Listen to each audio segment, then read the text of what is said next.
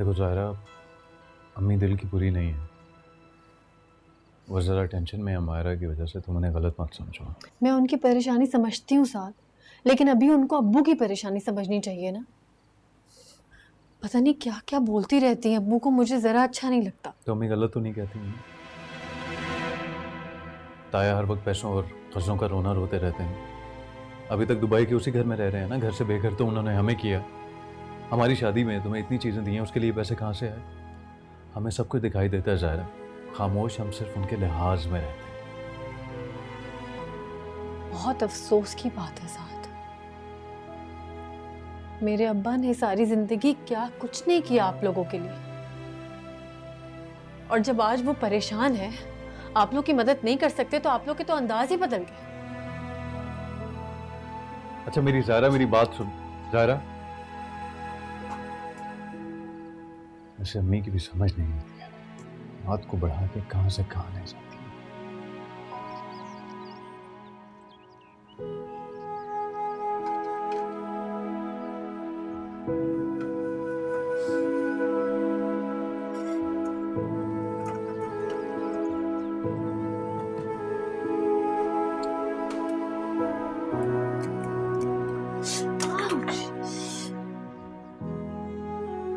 क्या जरूरत है तुम्हें ये सब करने की? कितनी बार मना किया तुम्हें किचन में मत घुसा करो। जेनी है ना, वो कर लेगी।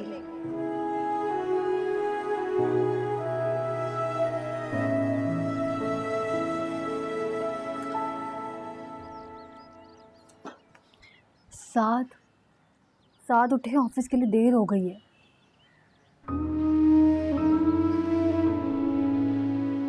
I'm sorry, पता नहीं रात को मैंने क्या उल्टा सीधा कह दिया था। सॉरी बोल रहा हूँ यार, अब तो माफ कर दो, मूड ठीक करो। अच्छा ठीक है ना, मैं भी इसी तरह तुम्हारा हाथ पकड़े लेटा रहूंगा, ऑफिस नहीं जाऊंगा। कभी कभी ना आप बिल्कुल बच्चों की तरह एक्ट करते हैं। हाँ तो बच्चा समझ के माफ कर दो। माफ कर दिया, क्या याद करेंगे, लेकिन आइंदा अगर ऐसी गलती की ना तो माफी नहीं मिलेगी। नहीं बिल्कुल नहीं होगी, आई प्रॉमिस, बिल्कुल नहीं होगी। Good boy. अच्छा चले उठे, देर हो रही है, नाश्ता भी ठंडा हो रहा है। नाश्ता तुमने बनाया? हाँ, क्या जरूरत थी ज़ाहिरा, मायरा को क्या देती? आपके काम मायरा की नहीं, मेरी जिम्मेदारी है, और मैं अपनी जिम्मेदारी निभाना जानती हूँ। उठ जाए। पापा, इसीलिए मैं तुम्हें समझाती थी कि इस घर के लिए ऐसी बहू लाओ जो तुम्हारे घर की जिम्मेदारियों को अच्छे से निभा सके। लेकिन बुरा नहीं मानना आपा, न जाने तुम किन हवाओं में उड़ रही थी। ये नौकर मिलेंगे, चाकर मिलेंगे, ये होगा वो होगा, कुछ ना हुआ। और तो और सलामी के नाम पर भी चूना लगा दिया उन्होंने, चूना। तौबा तौबा, अल्लाह तौबा, क्या नफसा नफसी का दौर है भाई। और भाई साहब ने भी क्या आंखें फेरी हैं भाई। अस्सलाम वालेकुम खाला। हाँ, वालेकुम सलाम, वालेकुम सलाम, आओ आओ। वो मैं पूछने आई थी कि रात के खाने के लिए क्या पकाना है। आलू पालक बनेगा। और सुनो, मिर्च मसाला भर भर के मत डालना, चीजें ज्यादा डालने से खाना अच्छा नहीं बन जाता। यूं भी हमारे घर राशन जरा सोच समझ के इस्तेमाल होता है। जाओ अब।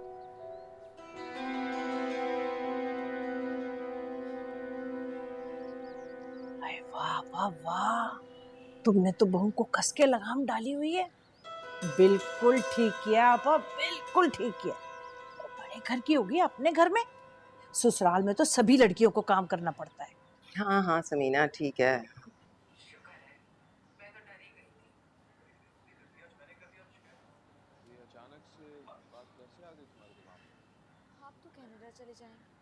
देखो, मैं बात सच्ची और खरी करती हूँ, चाहे किसी को बुरी लगे। और गुरूर का तो हमेशा सर नीचा होता है। अब अपनी माँ की ही मिसाल दे लो, कैसे मुंह की खाई है ना उन्होंने। कहना क्या चाहती हैं आप? वैसे तुम इतनी नन्ही नहीं बनो कि मेरी बात नहीं समझ रही। बहुत घमंड और बहुत अकड़ था ना तुम्हारी माँ को भाई साहब के पैसों पर। आज क्या हालत हुई है उनकी, खड़े खड़े घर से निकाल दिया उन्होंने। दूसरों के पैसों पर करने वालों की यही हैसियत होती है। आप ज्यादती कर रही हैं आंटी। मैं ज्यादती कर रही हूँ? और इतने सालों तक तुम लोगों ने क्या किया? मैके वाले तो ससुराल वालों के आगे पीछे घूमते हैं, और एक तुम्हारी माँ थी जो हमारे सर पे चढ़कर नाचती थी। भाई साहब की वजह से सिर्फ हमने बर्दाश्त किया क्योंकि रिश्ता उन्होंने कराया था। तुम लोग ना सही, लेकिन हम भाई साहब की बहुत इज्जत करते हैं। उनकी इज्जत या उनके पैसों की इज्जत? आप भी सब कुछ इसलिए बर्दाश्त कर रही थी क्योंकि आपको उन पैसों की लालच थी जिस पे आपको लगता है कि मेरी माँ को जोम था।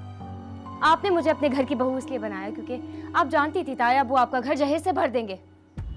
इंसान को दूसरे पर उंगली उठाने से पहले अपने गिरेबान पे झांकना चाहिए आंटी।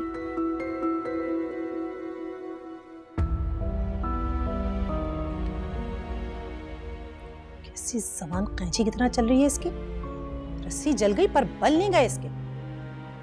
आने दो आज असद को। मैंने इसे भी सबक ना सिखाया ना तो मैं भी अपने बाप की औलाद नहीं हूं।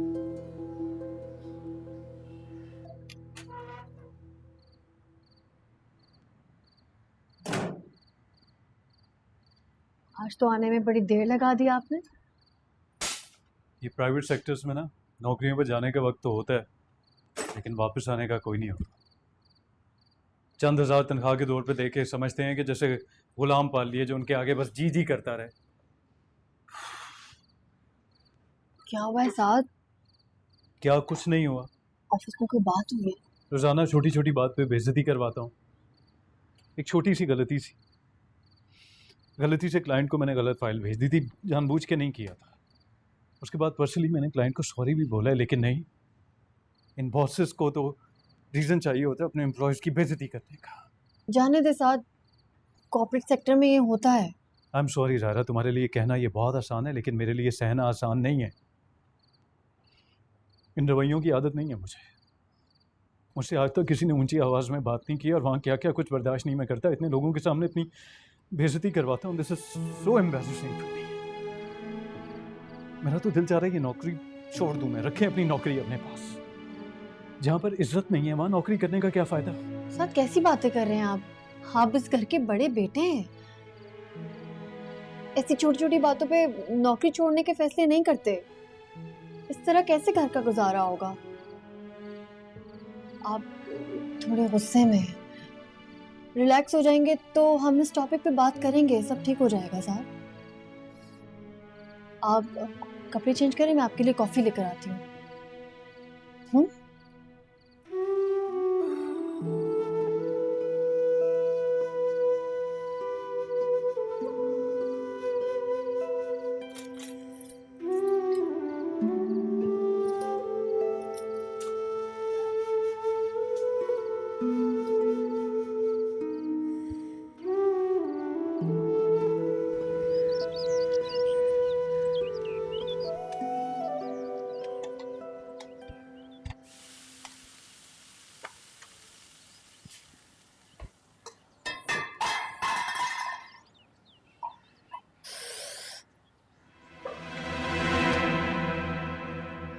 ये क्या उठा पटक लगा रखी है तुमने? क्यों क्या हाय हल्ला, मेरी इतनी महंगी कमीज, ये क्या क्या तुमने?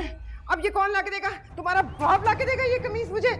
नहीं चाची, मैंने तो इस्त्री वहां रखी थी। हाँ तुमने तो यहाँ रखी थी, उड़ के खुद ब खुद कमीज पे गिर गई। ध्यान किधर होता है तुम्हारा?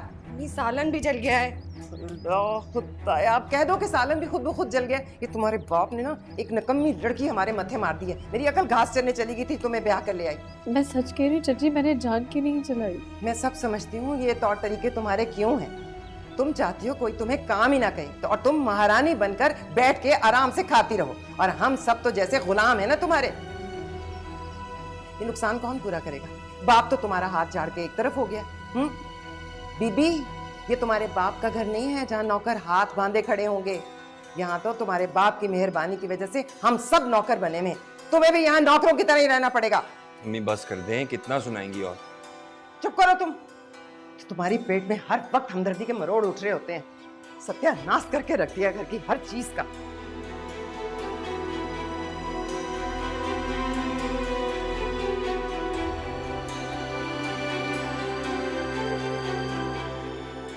सॉरी भाभी। मैं एक सेकंड आपके हाथ के लिए कुछ लेके आता हूँ।